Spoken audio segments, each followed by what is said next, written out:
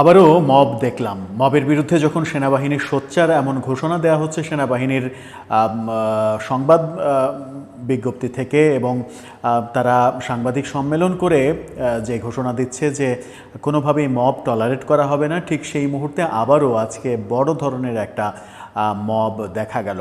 পুলিশের কাজ যদি জনতা করতে চায়, পুলিশের কাজ যদি রাজনৈতিক দলগুলো করতে চায়, তাহলে বাংলাদেশের আইনশৃঙ্খলা পরিস্থিতি যতটা নাজুক হয়েছে তার চাইতে অনেক নাজুক হয়ে পড়বে এবং বিচার ব্যবস্থা ধসে পড়বে। বিচার ব্যবস্থা যখন ধসে পড়বে তখন কি সেটা পুনরুদ্ধার করা খুব সহসা সম্ভব হবে? যখন আমরা আশার আলো দেখছি, যখন আমরা শেখ হাসিনাকে ফ্যাসিস্ট হিসেবে ফ্যাসিস্ট আখ্যা দিয়ে তাকে তাড়িয়ে দিয়েছি, তাড়িয়ে দেওয়ার পরে আমরা যখন নতুন আশার আলো দেখছি, সাধারণ জনগণ যখন মনে করছে যে দেশ এখন সুস্থভাবে চলবে, দেশে এখন আইনের শাসন কায়েম হবে, দেশে বিচার বহির্ভূত কোনো কর্মকাণ্ড হবে না, শেখ হাসিনাকে যে অভিযোগ করা হয় যে বিচার বহির্ভূত অনেক কর্মকাণ্ড শেখ হাসিনা করেছে, সেই কর্মকাণ্ডগুলো এখন আর হবে না, এখন থেকে হবে না, অন্তর্বর্তীকালীন সরকারের অধীনে আর হবে না, এই প্রত্যাশাই তো ছিল বৈষম্যবিরোধী আন্দোলনে। কিন্তু সেই প্রত্যাশা কি পূরণ হয়েছে? আজকে বিএনপি একটি মামলা করেছে সাবেক 3 নির্বাচন কমিশনার, প্রধান নির্বাচন কমিশনার সহ 19 জনের বিরুদ্ধে।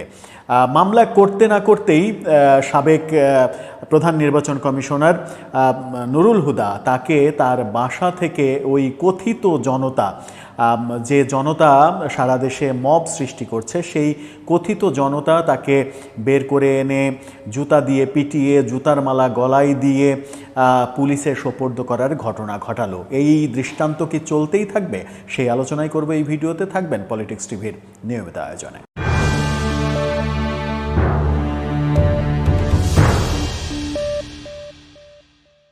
দর্শক, পলিটিক্স টিভি নিয়মিত ভিডিওগুলো স্পন্সর করছে প্রজাপতি.টিভি, নতুন ওটিটি প্ল্যাটফর্ম। আপনারা চাইলে ইউটিউবে, ফেসবুকে, ইনস্টাগ্রামে, টিকটকে দেখে নিতে পারেন। ডেসক্রিপশন বক্সে লিঙ্ক দেওয়া থাকবে, সেখান থেকেও আপনারা দেখে নিতে পারেন প্রজাপতির কার্যক্রম। চলে যাচ্ছি মূল ভিডিওতে। বলছিলাম, আজকে বিএনপির একটা মামলা হয়েছে। বিএনপি দলীয় অবস্থান থেকে একটা মামলা করেছে সাবেক 3 প্রধান নির্বাচন কমিশনার সহ 19 জন নির্বাচন কর্মকাণ্ডের সঙ্গে জড়িত বিগত সময়ে এই 3 নির্বাচন কমিশনারের আন্ডারে সেরকম 19 জনের বিরুদ্ধে একটা মামলা করেছে। পুলিশ তদন্ত করবে। যদি সেই মামলায় যাদেরকে আসামি করা হয়েছে তাদের দোষী সাব্যস্ত করা হয়, তদন্তে যদি তাদের দোষ উঠে আসে, তাহলে তাদেরকে গ্রেপ্তার করবে পুলিশ তাদেরকে আদালতে সোপর্দ করবে, আদালত তাদের বিচার করবে। এটাই তো প্রক্রিয়া। কিন্তু এই প্রক্রিয়ার বাইরে এখনও, এই সরকারের 10 মাস চলে যাওয়ার পরে এখনও যদি এই প্রক্রিয়ার বাইরে কর্মকাণ্ড চলতে থাকে, তাহলে আমরা যে সুস্থ জীবন প্রত্যাশা করছি, সুস্থ রাজনীতি প্রত্যাশা করছি, সুস্থ সমাজ প্রত্যাশা করছি, সেটা কি আমরা অর্জন করতে পারবো? আজকে যেটা হয়েছে, গণমাধ্যম যেটা বলছে যে সাবেক প্রধান নির্বাচন কমিশনার KM নুরুল হুদাকে পুলিশ হেফাজতে নিয়েছে। এরপরে সন্ধ্যায় উত্তরার 5 নম্বর সেক্টরের বাসা থেকে স্থানীয় জনতা, ওই কথিত জনতা, তাকে আটক করে পুলিশে সোপর্দ করে। বিষয়টি নিশ্চিত করেছেন উত্তরা পশ্চিম থানার ভারপ্রাপ্ত কর্মকর্তা। 5 নম্বর সেক্টরের একটি বাসা থেকে স্থানীয়রা সাবেক CAC নুরুল হুদাকে আটক করে পুলিশে খবর দেয়। সেখান থেকে তাকে পুলিশ হেফাজতে নেওয়া হয়েছে। শেরেবাংলা নগর থানায় দায়ের করা মামলায় তাকে আটক দেখানো হবে বলে ওসি জানিয়েও দিয়েছেন অলরেডি। রোববার দুপুরে এই মামলাটি দায়ের করে বিএনপি। মামলায় সাবেক 3 CAC সহ 24 জনকে, 19 জন ভুল বলেছি, 24 জনকে, প্রথমে কালকে আমরা জানতাম যে 19 জনকে আসামি করা হবে, আজকে শেষ পর্যন্ত 24 জনকে আসামি করা হয়েছে। আসামির তালিকায় KM নুরুল হুদাও আছেন। ওদিকে একটি ভিডিওতে স্পষ্ট দেখা গেছে, ভিডিওটাও আপনারা দেখে নিতে পারেন, যে তাকে জুতা দিয়ে মুখে পেটানো হচ্ছে, গালে মুখে জুতা মারা হচ্ছে এবং তারপরে তার গলায় জুতার মালা দেয়া হয়েছে এবং কথিত জনতার নামে এই কাজটা করা হয়েছে। সবথেকে বড় দুর্ভাগ্যজনক ব্যাপার সেটা হচ্ছে যে কথিত জনতা ব্যাপারটা যদি, মবের ব্যাপারটা যদি অজ্ঞাত থাকতো, যদি দলীয় যে পরিচয় সেটা প্রকাশ না পেত, তাহলে বোধহয় ভালো হতো। সেই কথিত জনতা তারা সেখানে পুলিশ যখন নুরুল হুদাকে গাড়িতে তুলেছেন তখন তারা বিএনপির নামে, খালেদা জিয়ার নামে স্লোগান দিয়েছে। এটা বিএনপির রাজনীতির জন্য বেশ ক্ষতিকর হয়ে যাবে আগামীতে।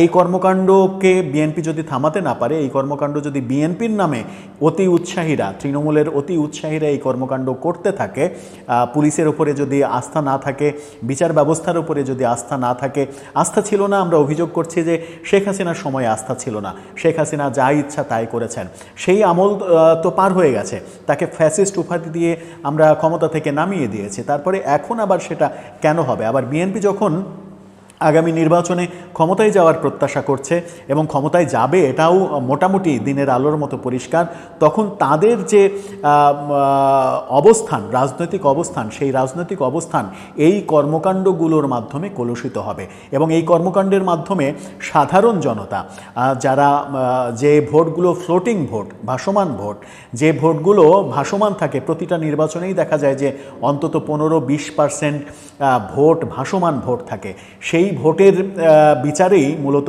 কে ক্ষমতায় যাবে, কে ক্ষমতায় যাবে না এটা নির্ধারিত হয়ে থাকে। আমরা 91 সাল থেকে সেই দৃশ্যই দেখে আসছি। একদল ক্ষমতা থেকে গেছে, পরের বার অন্য দল ক্ষমতায় এসেছে এবং ক্ষমতায় থাকা দলের জনপ্রিয়তা নষ্ট হয়েছে, পরের বার ফ্লোটিং যে ভোট, সেই ভোট বিরোধী দলে যারা ছিল তাদের উপরে চলে গেছে, সেই কারণে তারা ক্ষমতায় গিয়েছে, এই ব্যাপারগুলো দেখেছি।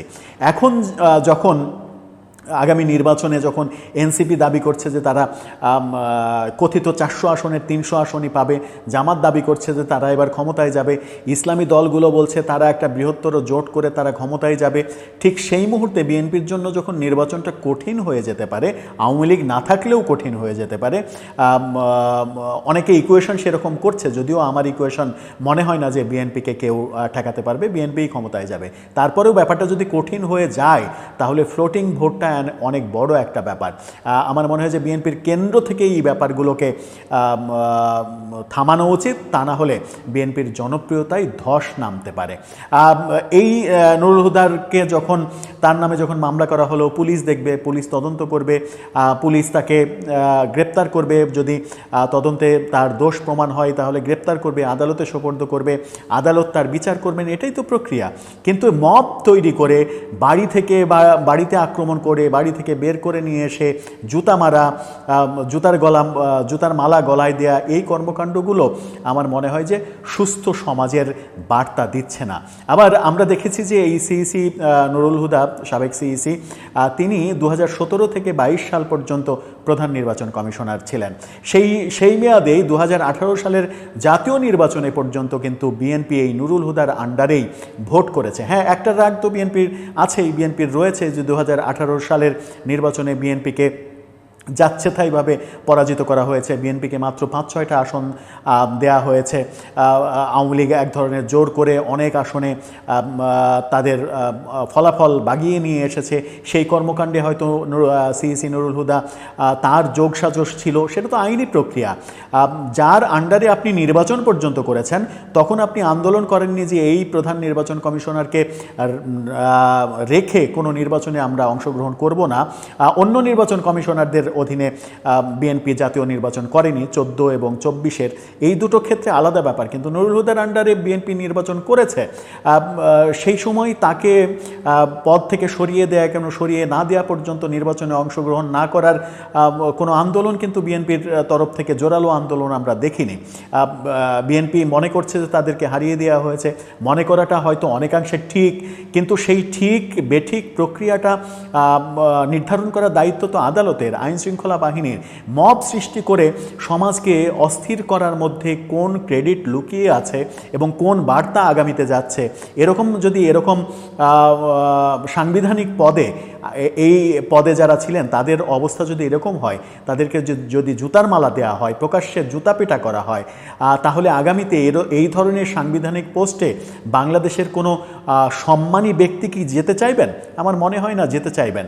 কোনো সম্মানী ব্যক্তি এরকম পদে যেতে চাইবেন না ভয়ে যে এই যে দৃষ্টান্ত স্থাপিত হচ্ছে, এই দৃষ্টান্ত আগামীতেও স্থাপিত হবে, আগামীতেও অন্য আর একটা দল এই সময়ের প্রধান নির্বাচন কমিশনার কিংবা বিএনপির শাসনামলের প্রধান নির্বাচন কমিশনারকে যদি একই অবস্থা করে তাহলে পরিস্থিতি কোন দিকে যাবে? এভাবেই কি আমরা চলতে থাকব?